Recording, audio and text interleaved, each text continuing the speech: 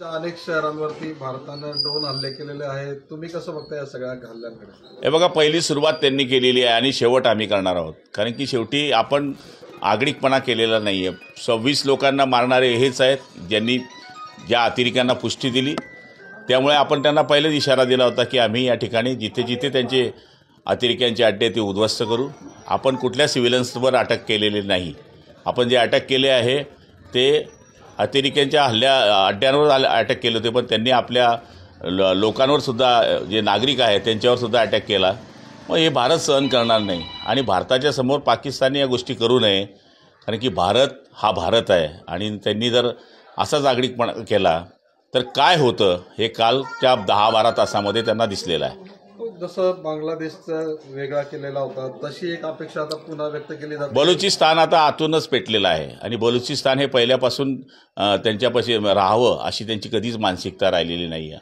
त्यामुळे एक नाही, दोन नाही, आता 3 तुकडे पाकिस्तानचे होतील असं चित्र आहे.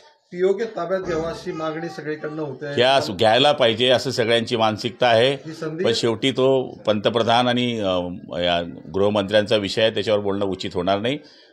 ते जर ह्या गोष्टीचा जनता विचार करते तर ते काही विचार करतच असतील. संधी वाटते तुम्हाला पीओके घेण्याची? बिलकुल संधी आहे. लाहोर इस्लामाबादपर्यंत आपण ड्रोन हल्ले केलेले, आपण म्हणजे थेट पाकिस्तानाच्या मध्यवर्ती भागापर्यंत आपण पोहोचलो. त्यांचं 250 किलोमीटरची फक्त लांबी आहे. त्यामुळे आपण त्यांना कधीही कव्हर करू शकतो. महिलांच्या सिंदुरावर हात टाकलेल्यांवर उत्तर दिलेलं आहे महिला भगिनींनी सिंदूर ऑपरेशन राबवून. सिंदूर पुसणं एवढं सोपं नाही आहे. त्याचा बदला घेण्याकरता हिंदुस्थानातले सगळे भाऊ त्यांच्या मागे उभे आहेत, हे या सरकारने सिद्ध केलं आहे. दुसरा एक विषय सध्या राजकीय पटलावरती पण आहे. राष्ट्रवादी दोघी एकत्र येण्याच्या संदर्भामध्ये शक्यता वर्तवल्या जात आहे. शरद पवार म्हणतात एक झालं तर त्यात आश्चर्य वाटण्यासारखं काय? शरद विचाराचे पक्ष आहे.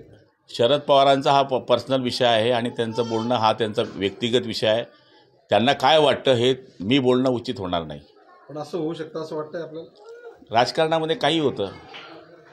लोक आता निवडणुका लढताना 8 दिवसात पक्ष बदलतात. काय विशेष गोष्ट आहे? म्हणूनच ते